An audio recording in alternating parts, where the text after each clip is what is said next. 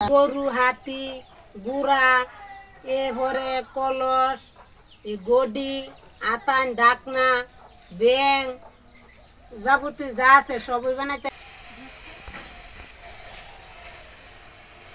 তোমার বাবু যাইতে বাবার বাড়িতে ওই কাজ শিখাইছি ওখানে 25 বছর হয়েছে বিয়ে হয়েছে এই কাজটা ওই করতেছি ধরে রাখতেছি ওখানে ছেলে মেয়ে লইয়া এই কাজ করা চলা অনেক কঠিন হয় সরকারি অনুদান পাইতাম তে ছেলে মেয়ে লইয়া চলতাম।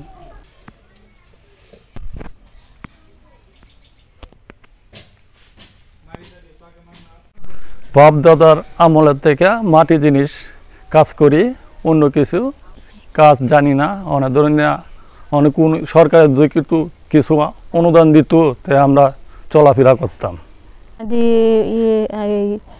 খেতে না আনে তাক দিয়ে আনিয়া এই পানি দিয়ে খাজে মানে মতে পরে এটা আরো ওই করণ লাগে বাড়ানো লাগে অনেক ই করে প্লেন করণ লাগে পাড়াইয়া পরে প্লেন করিয়া পরে আমরা এই যে সব জিনিসই বানাইয়া পরে এই যে এইসব করি এগুলো করে তারপরে এইসব জিনিস বানাই।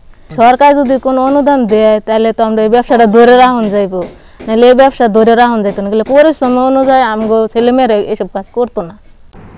মৃৎশিল্প হচ্ছে বাংলাদেশের ঐতিহ্যবাহী অন্যতম যে কুটির শিল্পগুলোর একটি, এবং এই মৃৎশিল্পের সাথে যারা সংশ্লিষ্ট তারা আমাদের হাজার বছর ধরে আমাদের বাংলাদেশের এই যে সংস্কৃতি, বাংলার সংস্কৃতিটি ধরে রেখেছেন।